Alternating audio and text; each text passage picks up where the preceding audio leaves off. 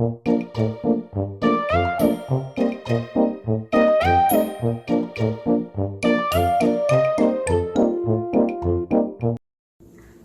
I'm Angeline D'Balentine, and today I'm going to be doing story time at bedtime for the Bishop's Art Theater Center. And today I'm going to be reading a story called The Giving Season, written and illustrated by Matt Faulkner. I'll be reading one part of the book as it's kind of long, so it will have to be continued. So this will come in a few nights installments for all those who will enjoy of what's to come. Take a look at the inside of the book. Great illustrations. As you see, the Somerset collection. There's the opening pages of The Giving Season. What's going on between the jester and Princess Sophie? Let's find out. Good day to you. I am called Yorick. Can you see Yorick? There he is. An actor by trade, I'm the master of the spine pageant wagon. This motley crew bunch is my troupe. We rove the countryside together forever in search of an audience. It makes no difference to us if you're a princess or a pauper. It's the roar of the crowd we crave. Of course, we keep any coins that are tossed our way. After all, it would be impolite to return a gift. Which reminds me of a story. Many years ago, my troupe and I ventured into a strange land in search of a place to practice our craft. We carried with us news of a new tradition. This tradition was called the Giving Season, and it came from the East. It was to be held during the dark days of winter, when even the warmest of hearts can turn cold and gray. The tradition called for candles to be lit, songs to be sung, and most of all, for gifts to be given. Wherever the Giving Season was celebrated, it left the folk feeling wondrously happy. After much hard traveling, we found ourselves knocking upon the front gate of a meager little castle. The people within were a sour-faced bunch, and we soon saw the reason why. In the whole place, there was not a single child. For well over 20 years, there had only been one baby born to the kingdom. Her name was Sophie, and she was the daughter of the king and queen. She had grown to be a lovely child, yet for all her sweetness, Sophie was considered a great bother by the townsfolk. Even her parents found her irksome. Everyone had become so grown up that they had no use for the playful little princess. So they kept her locked up in one of the castle towers.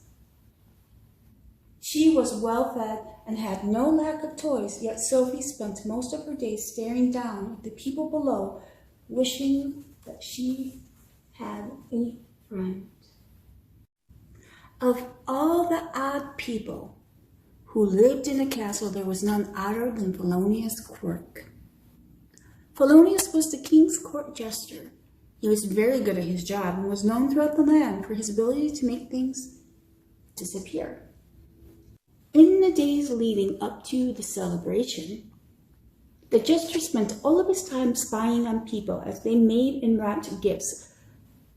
For some reason known only to Polonius, he had begun to believe that all the gifts were meant for him alone.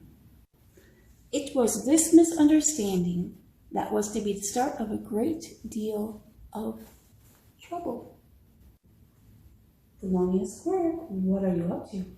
When the morning of the Giving Season finally dawned, Polonius was the first to arrive in the great hall. The king rose and gave a long speech on the true meaning of the season, yet the jester heard not a word. He was too excited to pay attention to anything but the great pile of presents. He watched as the king took the first gift from the pile of goodies and gave it to the queen.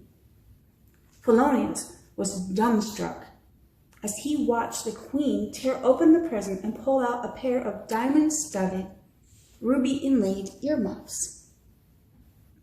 As the queen placed the gift upon her head, Polonius made his move. Performing a splendid triple somersault, he vaulted across the hall and landed between the king and queen.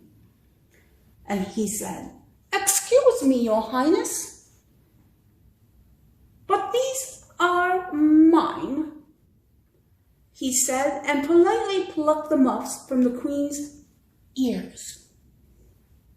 He then vaulted back across the room, where he came to rest upon a pile of gifts. Look at that. Do you see what he is doing? And take a look at that queen and that king. What will happen? What do you think will happen? And that is where we will leave it for this evening. Please return tomorrow to find out what will happen to Sophia and Polonius Quirk.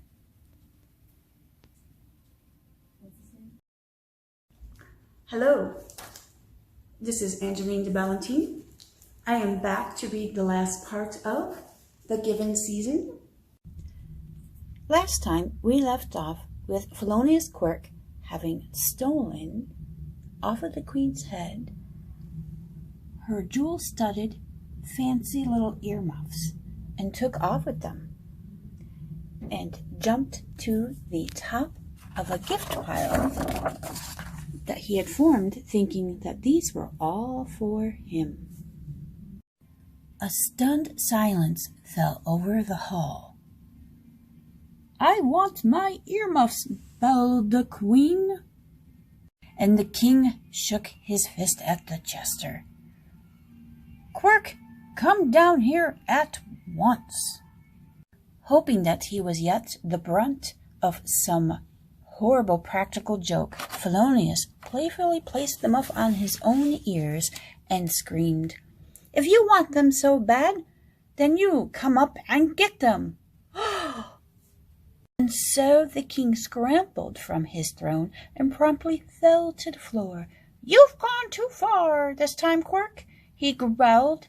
"Guards, arrest that fool."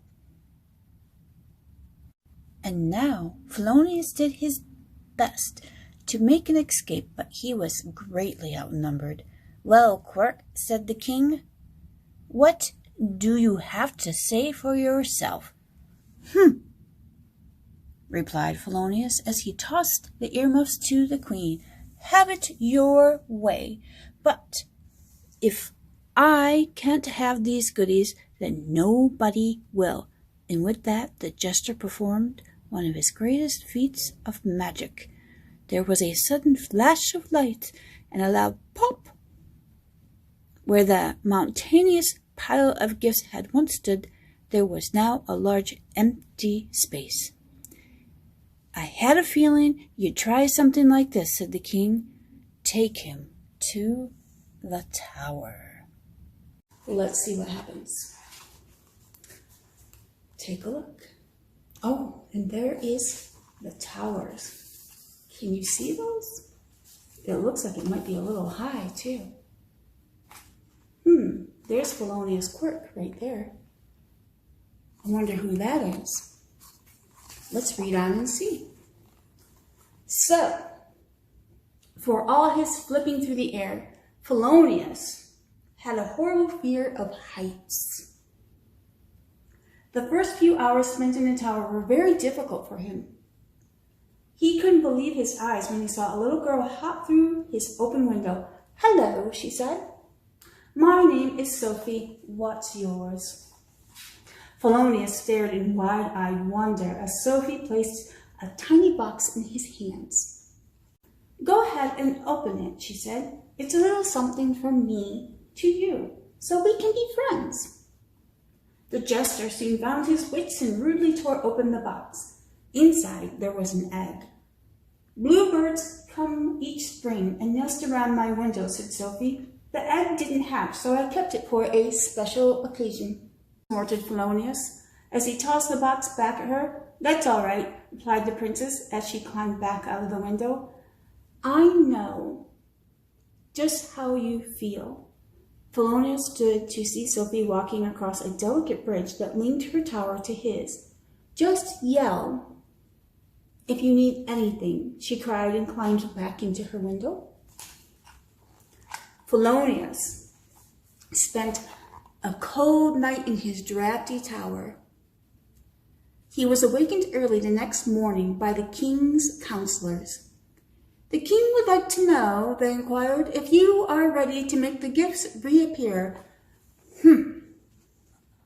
He replied. The counselors made a hasty exit. Shortly thereafter, a small bowl of porridge was slid under his door. "Eat slowly, jester," said a voice on the other side. "That's all you'll be getting for today." When Polonius had licked his bowl clean for the third time, he was surprised to see Sophie climbing through his window. She held in her hands a silver platter piled high with pancakes and sausage. Placing the platter before him, she said, "I hope you're hungry. They always give me too much." Polonius didn't wait for her to finish. Clutching sausages in both hands, he dove face first into the hotcakes. The platter was soon empty. Polonius sat back and twiddled his thumbs. All this kindness was making him very perplexed. He said, "Why are you being so nice to me?" Sophie picked up the empty platter. "We're neighbors," she said as she climbed out the window. "Why shouldn't we be friendly?" Polonius was flabbergasted. It was all he could do. It was to just sit and stare out of the blue sky. Sophie soon returned. She was carrying an assortment of objects. There were birds' nests and feathers, and more bluebird eggs, an old kite and some tattered ribbons. "My parents are always sending me stuff to keep me busy, all sorts of dolls and toys and crazy gadgets, but these are the things I love to play with." One by one, she handed the fragile pieces to Polonius. Each one had a story. Polonius listened intently. For the moment, all his worries were forgotten. When they had gone over each of Sophie's prized possessions, Polonius performed some simple magic. Sophie was very impressed. In this way, the day flew by. By the time the sun was setting, Polonius and Sophie had become friends. This was something new for the both of them, as neither one had ever had a friend before. They shook hands and promised to do it all over again tomorrow. And when Sophie climbed onto the windowsill, she noticed that the wind had picked up. "You'll need a blanket tonight," she said. "I'll be right back." Polonius walked to the window and watched his friend make her way across the stone parapet. When Sophie climbed back out of her tower, she was carrying a large blanket. The wind was blowing fiercely, and she made her way carefully across the slender bridge. Polonius gasped when he saw the wind catch Sophie and her blanket and toss them high overhead. For a moment, Sophie hung in the air, both hands clinging tightly to the blanket. When the wind dropped, Sophie plunged quickly downward. Luckily, a corner of the fluttering blanket caught itself on a gargoyle's horn. Sophie held on desperately. "Polonius!" she cried. "Help!" Polonius stared in shock at his newfound friend. What to do, he said to himself. Hold on, he cried. "I will help you." For one terrible moment, he couldn't think of a single thing to do. Just then, he clapped his hands and climbed onto the window sill. "I know," he said, "the gifts." Pointing down at the ground, he cried, "Bring them back and pile them high. Do it now and don't be shy." One by one, the gifts that had been taken from the great hall reappeared. Stacked one on top of the other, the pile of goodies climbed the tower wall. Polonius laughed with glee, but his laughter was soon cut short. The pile of gifts came to a halt, far below where Sophie was hanging. Once again, Polonius had to think quickly. "Aha!" he cried.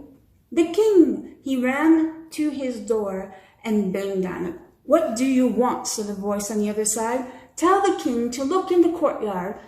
His goodies have been returned." The only reply was the sound of scampering feet as they rushed down the narrow staircase.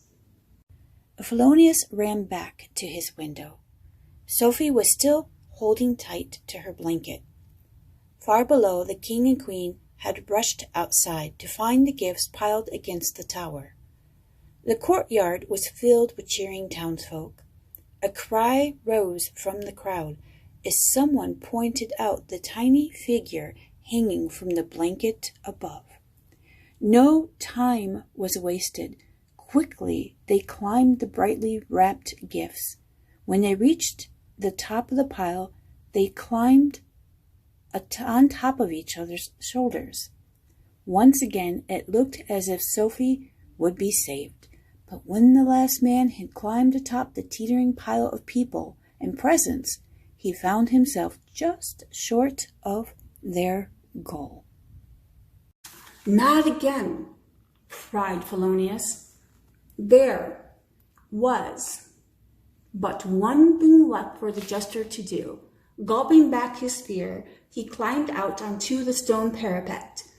The wind tore at him. His knees shook ever so slowly. Polonius crawled across the perilous bridge until finally, with a sigh of relief, he pressed himself tightly against Sophie's tower. "Hold on," he shouted. "I'm coming." Hand over hand, he climbed down the craggy stonework until he was sitting atop the gargoyle that held the corner of Sophie's blanket. With great care, he loosened the cloth from its hold and lowered Sophie into the arms of the topmost townsman. Through the howling wind, he could hear the cheers of the people below.